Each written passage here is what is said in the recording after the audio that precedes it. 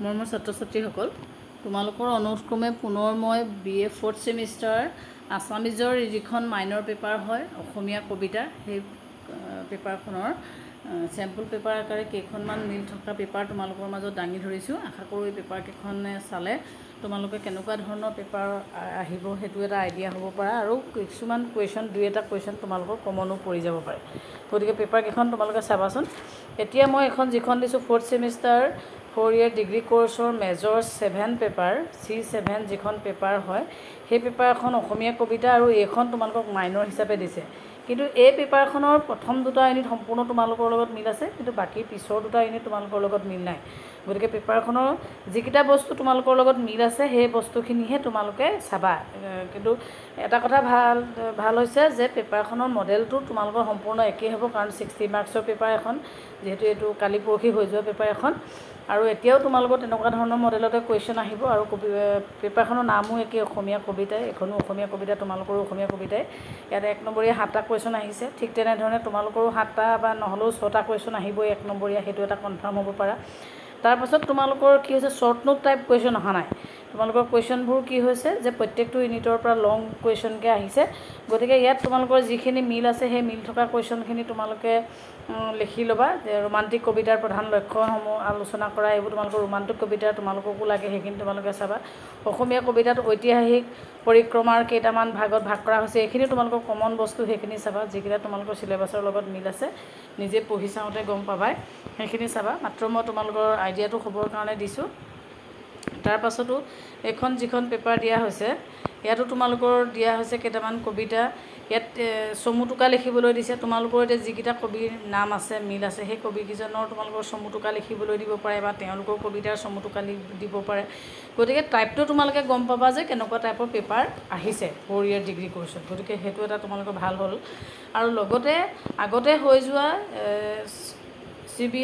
CBCSৰ যি 3rd semester 23 চনৰ paper, সেইখনো প্ৰায় তোমালোকৰ লগত প্ৰথম ইউনিট দুটা মিলাই। বাকী দুটা ইউনিট এইকাৰণে নিমিলে যে প্ৰত্যেকজন কবিতাখিনি বেলেগ বেলেগ হয়, সেইকাৰণে তোমালোকৰ কুৱেশ্যন এনচাৰবোৰ বেলেগ বেলেগ হৈ যাব। কিন্তু ইয়াত 80 মাৰ্কছ কাৰণে 1 নম্বৰীয়া 8টা কুৱেশ্যন আহিছিলে। ঠিক এই কুৱেশ্যনখিনিও চাবা। যিখিনি কুৱেশ্যন তোমালোকৰ চিলেবাছৰ লগত সম্পূৰ্ণ মিল আছে সেই কুৱেশ্যনখিনি চাবা।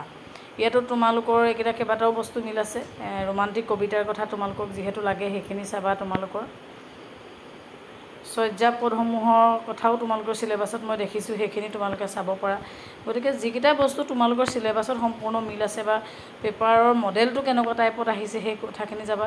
মাধৱ কন্দলীৰ চমু পৰিচয় দিয়া আৰু মাধৱ কন্দলীৰ ওপৰত তোমালোকক লিখিবলৈ আহিব পাৰে, কাৰণ মাধৱ কন্দলীটো তোমালোকৰ চিলেবাছত আছে। গতিকে মাধৱ কন্দলীৰ ওপৰত কেনেকুৱা ধৰণৰ কুৱেশ্যন আহিছে তোমালোকে সেইটো চাব পাৰা। তাৰপাছত এখন পেপাৰ আছিলে, মই পোৱাৰ কাৰণে লগতে দি দিছোঁ। এইখন পেপাৰো তোমালোকে চাব পাৰা। এইখনো প্ৰায় পেপাৰকেইখন কমনেই আহিছে, 21 আৰু 22 চনৰ পেপাৰকেইখন, এইখন তোমালোকে চাবা কেনেকুৱা টাইপত আহিছে। 1 নম্বৰীয়া 8টা কুৱেশ্যন আহিছে আৰু শ্বৰ্ট নোট টাইপত ইমান ধৰণৰ কুৱেশ্যন দিয়া নাই, কিন্তু তোমালোকক এনেকুৱা ধৰণে লং কুৱেশ্যনেই কৰিবলৈ দিয়া হৈছে। সেইটো এটা ষ্টাইল হৈছে, সেইটো হিচাপত তোমালোকে চাব পাৰা প্ৰত্যেকটো ইউনিটৰ পৰা।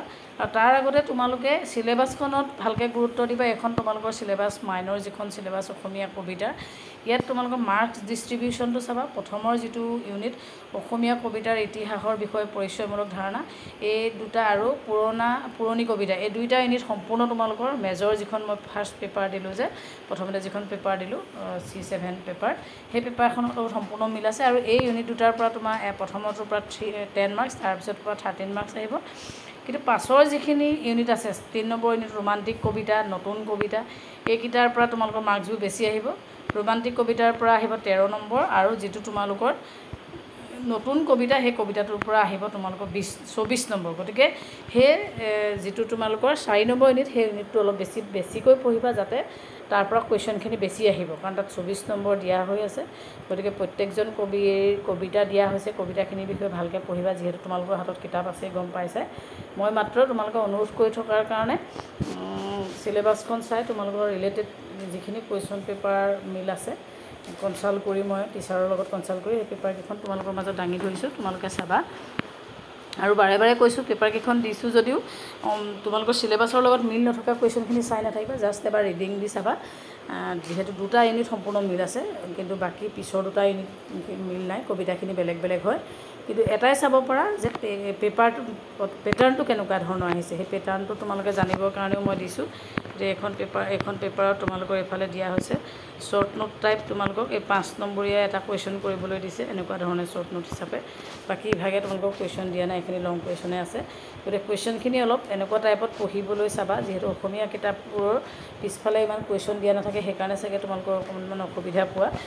গতিকে এই পেপাৰখিনি চাই তোমালোকে এটা হ'লেও আইডিয়া কৰিব পাৰিবা যে কেনেকুৱা টাইপৰ তোমালোকৰ কুৱেশ্যন আহিব। গতিকে তোমালোকে বহুতে অনুৰোধ কৰি থকাৰ কাৰণে মই পেপাৰ কেইখনমান গোটাই তোমালোকৰ মাজত দাঙি ধৰিলোঁ। আশা কৰিলোঁ তোমালোকৰ এই পেপাৰ কেইখনে অলপ হ'লেও সহায় কৰিব। ধন্যবাদ।